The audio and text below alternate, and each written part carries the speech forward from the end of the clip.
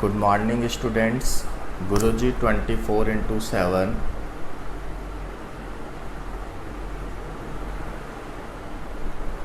Online education में आप सभी का स्वागत है और मैं हूं आपका केमिस्ट्री टीचर आपके साथ।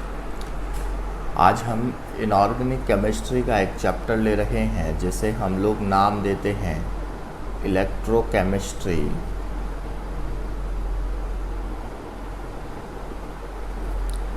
विद्युत रसायन।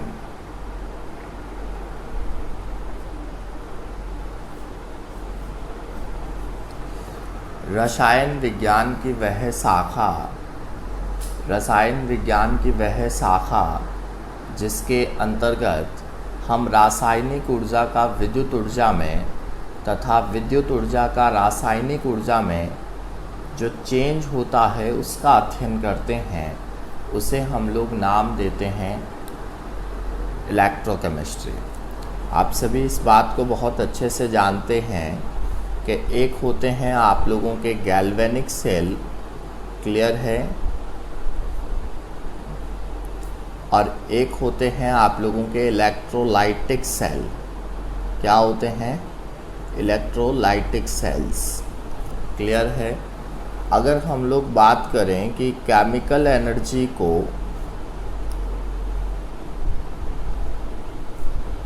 इलेक्ट्रिकल एनर्जी में चेंज करना है तो वो गैल्वेनिक सेल के द्वारा करते हैं हम लोग, क्लियर है सबको अच्छे से। और हम यूं कह सकते हैं कि यह स्वतः अभिक्रिया होती है, स्वतः रिएक्शन होती है और साथ में रेडॉक्स है। ये तो आप लोगों को पता ही है कि सेल्स के अंदर रेडॉक्स रिएक्शन होती है।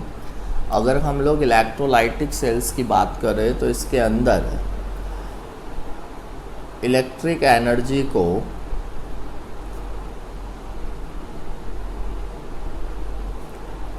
हम लोग केमिकल एनर्जी में चेंज करते हैं, क्लियर है सबको अच्छे से, कोई दिक्कत है।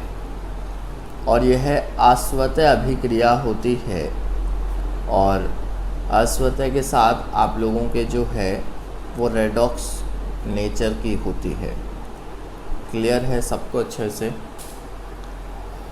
तो रसायन विज्ञान की वह शाखा जिसके अंतर्गत हम केमिकल एनर्जी को इलेक्ट्रिकल एनर्जी में तथा इलेक्ट्रिकल एनर्जी को हम लोग केमिकल एनर्जी में चेंज का अध्ययन कर रहे हैं, तो उसे हम लोग नाम देते हैं विद्युत रसायन, क्लियर है सबको। नेक्स्ट हेडिंग लगाएंगे हम लोग कंडक्टर। कंडक्टर्स किसे कहते हैं? चालक किसे कहते हैं? चालक वे तत्व या यौगिक जो धारा प्रवाह में योगदान देते हैं, जो धारा प्रवाह में क्या दे रहे हैं? धारा प्रवाह में योगदान देते हैं, वो क्या कहलाते हैं? वो कहलाते हैं कंडक्टर्स आप लोगों के। जैसे आप लोगों के मेटल हो सकता है, एग्ज़ाम्पल में आप लोग लिख सकते हैं, जैसे मेटल्स हो सकता है, एसिड है आप लोगों के पास, बेस है आप लोगों के पास, और यूँ कह सकते हैं कि जो लवण है, जो साल्ट है, जो हम यूँ कह सकते हैं साल्ट ऑफ सॉल्यूशन है, जो वो भी आप लोगों के लिख सकते हैं कि जो साल्ट ऑफ सॉल्यूशन है वो भी आप लोगों के क्या है? एक टाइप्स के कंडक्टर्स होते हैं। बात समझ में आ रही है? अशुद्ध जल है, इम्प्योर जो जल होता है वो भी आप लोग ले सकते हैं, इम्प्योर वाटर, अशुद्ध जल इत्यादि, ये सारी चीज़ें आप लोगों के क्या है? कंडक्टर्स कहलाते हैं। बात समझ में आ रही है? अब कंडक्टर्स दो टाइप्स के होते हैं। कितने टाइप्स के होते हैं? दो टाइप्स के। एक होता है मेटेलिक कंडक्टर्स,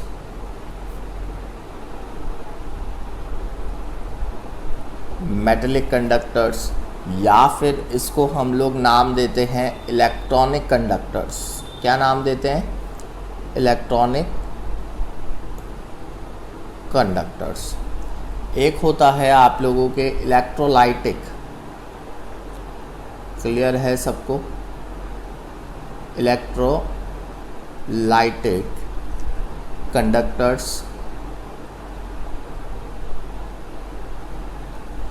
या फिर आप लोगों के हम इसको कह सकते हैं आयनिक कंडक्टर्स। क्या कहते हैं? आयनिक कंडक्टर्स। बात समझ में आ रही है? मेटलिक कंडक्टर किसे कहते हैं? बिल्कुल सिंपल, कि वे चालक जिनमें बिना किसी रासायनिक परिवर्तन के कोई जो है रासायनिक परिवर्तन नहीं हो रहा है, रासायनिक परिवर्तन नहीं हो रहा है, वे चालक जिनमें बिना किसी रासायनिक परिवर्तन के मुक्त इलेक्ट्रॉनों के द्वारा, किसके द्वारा? मुक्त इलेक्ट्रॉन के द्वारा धारा प्रवाह किया जाता है,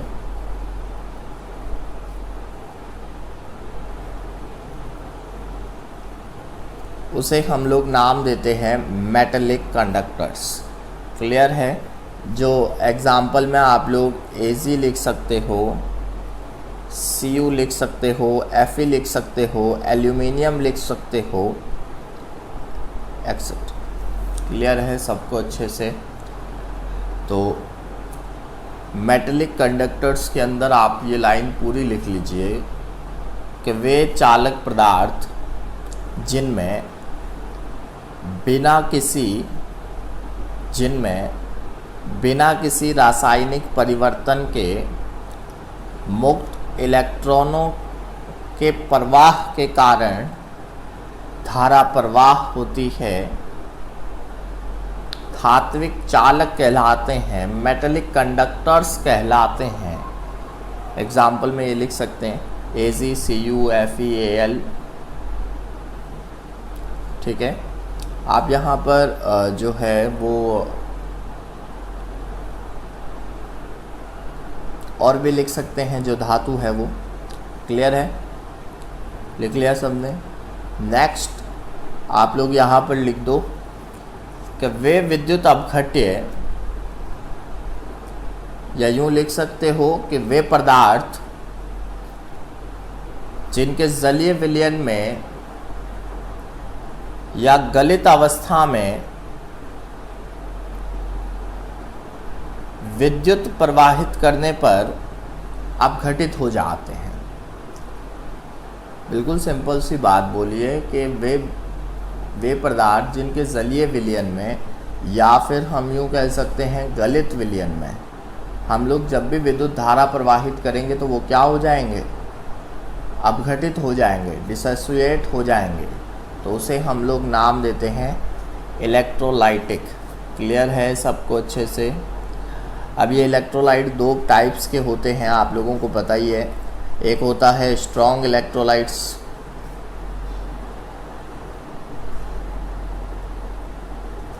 और एक होता है वीक इलेक्ट्रोलाइट्स। क्लियर है? एक होता है स्ट्रॉन्ग इलेक्ट्रोलाइट्स और एक होता है वीक इलेक्ट्रोलाइट्स। जो 100% डिसोसिएट हो जाए या अपघटित हो जाए, या 100% के लगभग डिसोसिएट हो जाए, या यूँ कह सकते हैं कि जिनके वियोजन की मात्रा 100% हो, अल्फ़ा इज़ इक्वल टू या लगभग 100%, तो वो स्ट्रॉन्ग इलेक्ट्रोलाइट्स कहलाते हैं। जो पूर्णतया क्या हो जाए? अपघटित। लिख सकते हैं जो पूर्णतया क्या हो जाए? अपघटित हो जाए। एग्जाम्पल में आप लोग लिख सकते हैं साल्ट है, स्ट्रॉन्ग एसिड है, स्ट्रॉन्ग बेस है। क्लियर है? और वे विद्युत अपघटित जो अपने जलीय विलयन में पूर्णतया आयनित ना हो या पूर्णतया अपघटित ना हो, पूर्णतया अपघटित नहीं होकर के आंशिक रूप से अपघटित होते हैं। क्लियर है? एग्ज़ाम्पल में आप लोग ऐड कर लेते हैं, लिख लीजिए। सभी कार्बनिक एसिड जितने भी होते हैं, कार्बनिक एसिड कौन कौन से होते हैं?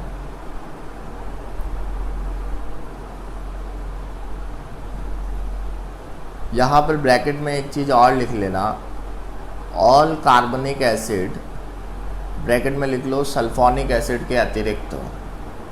जी हाँ, सल्फोनिक एसिड के अलावा, ठीक है। जितने भी एसिड हम लोग पढ़ते हैं वो नॉर्मली कार्बनिक एसिड ही होते हैं। लिख लो एसिटिक एसिड लिख लो एक, HCN लिख लो आप लोग, NH3 लिख लो,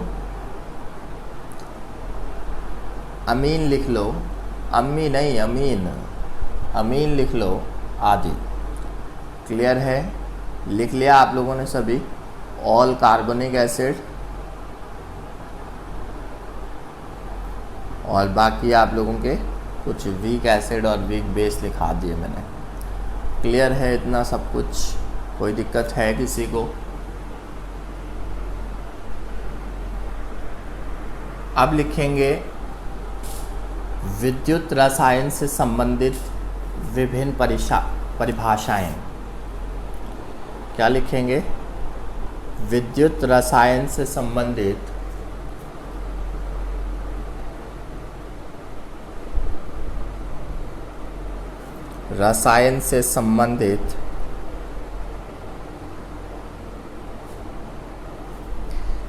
विभिन्न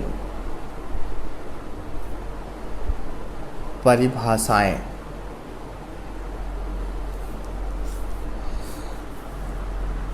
इलेक्ट्रोलाइट्स, इलेक्ट्रोकेमिस्ट्री से रिलेटेड विभिन्न परिभाषाएं।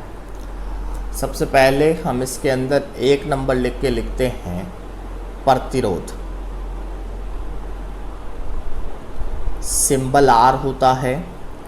आप सभी जानते हैं धात्विक तथा विद्युत अपघटनी चालक ओम के नियम का पालन करते हैं, और जब ओम के नियम का पालन करते हैं तो चालक का प्रतिरोध लगाए गए विभवांतर तथा प्रवाहित विद्युत धारा के क्या आता है? समानुपाती आता है। बताया था ना ये बात, हम लोग ये ओम के नियम के अंदर पढ़ते हैं V/I। बोलो R बराबर V/I। यहाँ R का जो मात्रक है वो क्या है? ओम। क्या होता है? ओम होता है। हम लोग R को ऐसे भी लिख सकते हैं, देखिए एक तार है जिसका अनुप्रस्थ काट क्षेत्रफल A है, जिसकी लंबाई L है, रो मटेरियल से वो बना हुआ है, तो हम लोग इसको लिख सकते हैं R बराबर रो L/A। क्लियर है? यहाँ R तार का प्रतिरोध, रो तार की प्रकृति है, प्रतिरोधकता जिसे कहेंगे, L लंबाई है और A अनुप्रस्थ काट का क्षेत्रफल होता है। बात समझ में आ रही है? आप यहाँ पर एक लाइन और ऐड कर सकते हैं कि प्रतिरोध तार की लंबाई, अनुप्रस्थ काट क्षेत्रफल धातु की प्रकृति पर डिपेंड करता है। Resistance dependent on length, area and nature of metals. Clear है सबको? सेकंड आप लोग परिभाषा लिखेंगे, सेकंड लिखेंगे चालकता या चालकत्व, एक ही बात है। चालकत्व या फिर कंडक्टेंस बराबर C। आप सभी जानते हैं प्रतिरोध का व्युत्क्रम जो है वो चालकता चालकत्व कहलाता है या चालकता कहलाता है। किसी भी चालक का वह गुण जिसके कारण वह धारा के प्रवाह में मदद करता है, चालकत्व कहलाता है। R का व्युत्क्रमानुपाती होता है, G बराबर 1/R होता है, इसमें कोई दो राय नहीं है। अगर G का मात्रक की बात करेंगे अगर हम, तो आप लोग देख सकते हैं वो महो होता है। क्या होता है? महो, या फिर हम लोग इसे, इसका ओम होता है, ऊपर चला जाएगा तो ओम इन्वर्स हो जाएगा। क्लियर है? या फिर हम लोग इसे कह सकते हैं साइमंस होता है। क्लियर है? जिसे एस से डिनोट भी कर सकते हो आप लोग। बात समझ में आ रही है? तो जो धारा के प्रवाह में मदद करे वो क्या कहलाता है? चालकत्व कहलाता है। क्लियर है? नेक्स्ट हम लोग जो बात कर रहे हैं वो विशिष्ट प्रतिरोध की बात कर रहे हैं। विशिष्ट प्रतिरोध, क्या बात कर रहे हैं? विशिष्ट प्रतिरोध, या फिर आप लोग इसे लिख सकते हैं प्रतिरोधकता। क्या नाम लिख सकते हैं? प्रतिरोधकता, रो। बात समझ में आ रही है? किसी भी चालक का प्रतिरोध R उसकी लंबाई L के समानुपाती तथा अनुप्रस्थ काट क्षेत्रफल A के प्रतिलोमानुपाती होता है या प्रति व्युत्क्रमानुपाती होता है, यूँ भी लिख सकते हो। मैंने ये बात पहले ही बोली थी कि R is directly proportional to L is inversely proportional to A। ये बात पहले बोली थी। अगर मैं समानुपाती का चिन्ह हटाता हूँ तो यहाँ पर एक आ जाएगा रो एल अपॉन ए, एक कांस्टेंट आ जाएगा जो धातु की प्रकृति पर डिपेंड करता है, रो, जिसे हम लोगों ने नाम दिया प्रतिरोधकता। बात समझ में आ रही है अच्छे से? कोई दिक्कत है? तो हम लोग रो का मान निकाल सकते हैं कि rho is equal to R A upon small L. बात समझ में आ रही है? बोलो। अगर एल बराबर 1 सेंटीमीटर है, ठीक है, और ए बराबर आप लोगों के 1 सेंटीमीटर स्क्वायर है, तो आप लोगों के rho is equal to R आ जाएगा। बोलो, आ सकता है, कोई बड़ी बात नहीं है। इकाई अगर निकालनी हो हमें तो रो की जो इकाई है वो हम लोग क्या बोलते हैं? रो की इकाई, रो की यूनिट हम लोग जो है वो लिख सकते हैं ओम सेंटीमीटर। क्लियर है सबको अच्छे से? नेक्स्ट हेडिंग लगाएंगे आप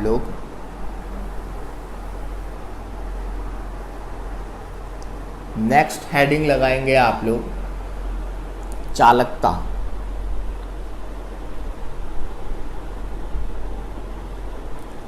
या विशिष्ट चालकत्व।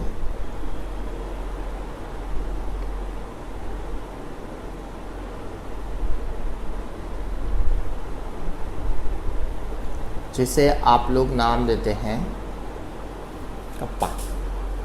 क्लियर है सबको? आप सभी इस बात को बहुत अच्छे से जानते हैं कि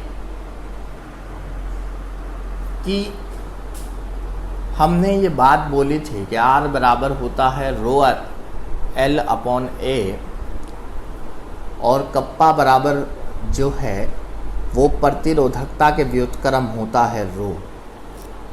हमने ये बात बोली थी कि R बराबर होता है rho L upon A.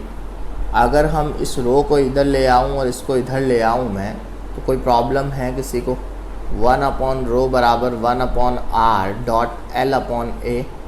Clear है? 1 अपॉन रो बराबर होता है कप्पा, 1 अपॉन आर बराबर होता है आप लोगों के क्या?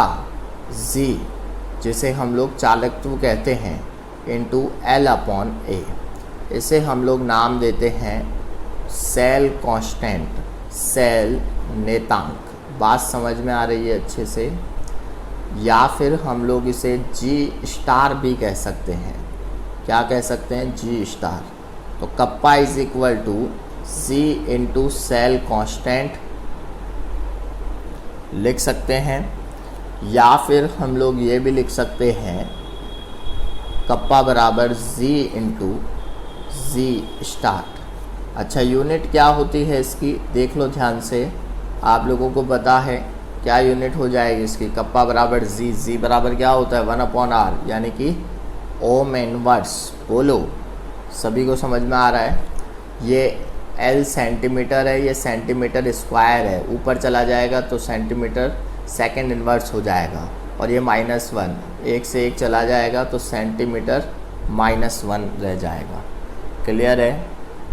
अगर आप लोग सिर्फ सेल कांस्टेंट की निकालना चाहो, सेल कांस्टेंट यूनिट निकालना चाहो सिर्फ, तो वो एल अपॉन ए होता है, तो सीधी आ जाएगी सेंटीमीटर इनवर्स।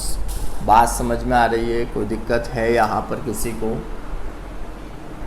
नेक्स्ट हेडिंग लगाएंगे, 5th नंबर आप लोगों के पास आ जाएगा मोलर चालकता।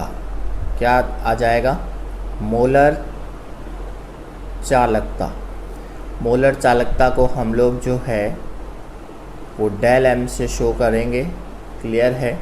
या आप लोग जो है वो लैम्बडा एम से भी शो कर सकते हैं, कोई दिक्कत नहीं है, या म्यू से भी शो कर सकते हैं, कोई प्रॉब्लम नहीं है। मोलर चालकता किसे कहते हैं?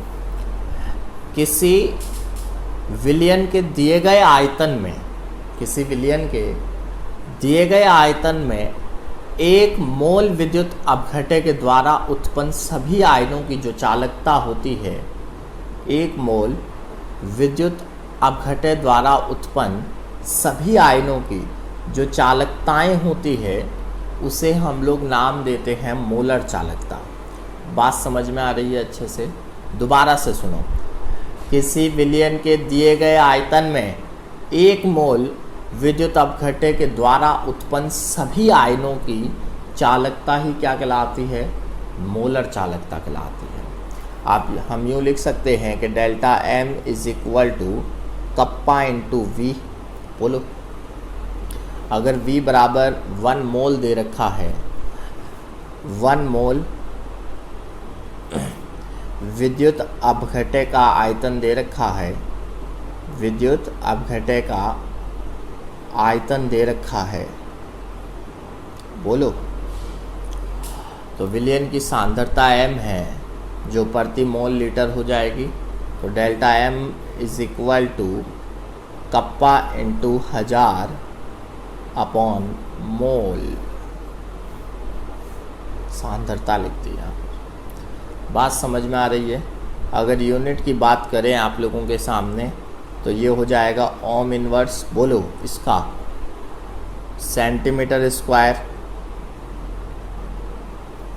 लिख सकते हैं, और मोल इनवर्स, इसके लिए मोल इनवर्स, बोलो क्लियर है? मोलर चालकता कि किसी विलयन के दिए गए आयतन में 1 मोल विद्युत अपघट्य द्वारा उत्पन्न सभी आयनों की जो चालकता होती है उसे हम लोग नाम देते हैं मोलर चालकता।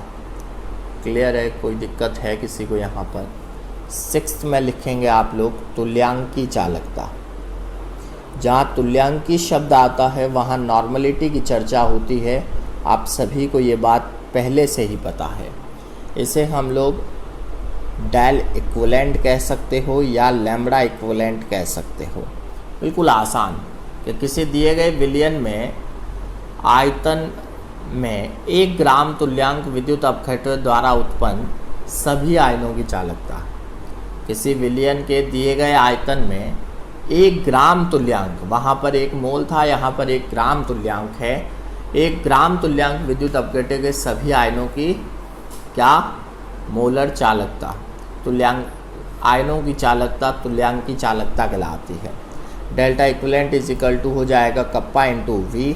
अब मैं ये सब चीज़ें ना लिखते हुए delta equivalent is equal to kappa into 1000 upon n हो जाएगा।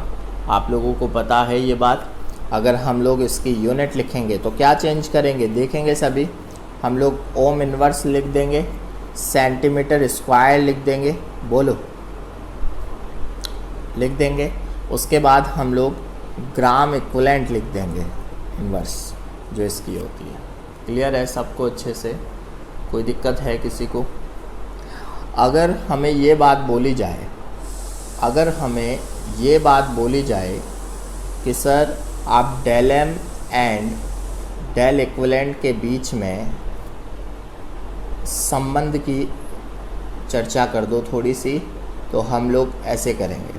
आप सभी जानते हैं del M is equal to kappa into 1000 upon M, और del equivalent is equal to kappa into 1000 upon N. मोलरता और नॉर्मलता में जो संबंध होता है वो भी बता सकता हूँ कि नानाजी नॉर्मलिटी इज इक्वल टू मामाजी इंटू एन फैक्टर होता है क्लियर है सबको अच्छे से? तो अगर मैं यहाँ पर m इंटू n फैक्टर लिखूँ तो m से m कैंसिल हो जाएगा, ये बोलो। तो हम लोग सीधा यही लिख सकते हैं, क्या लिख सकते हैं कि delta equivalent is equal to del m is equal to n factor, बोलो।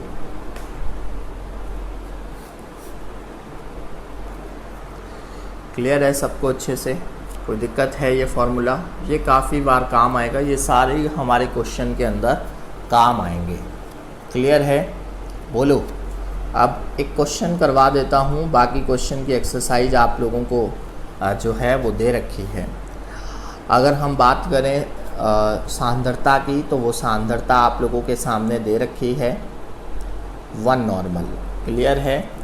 और R आप लोगों को सामने दे रखा है 50 ओम, और किसी अनुप्रस्थ काट का क्षेत्रफल 4.2 सेंटीमीटर स्क्वायर, और L आप लोगों को दे रखा है 2.1 सेंटीमीटर। क्लियर है? आप लोगों को विलयन की क्या ज्ञात करनी है? विलयन की तुल्यांकी चालकता ज्ञात करनी है। तुल्यांकी चालकता ज्ञात करनी है। क्लियर है?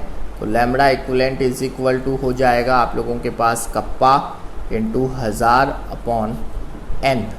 क्या क्या चीज़ें हमारे पास है जो दे रखी है और क्या चीज़ें हैं जो है नहीं।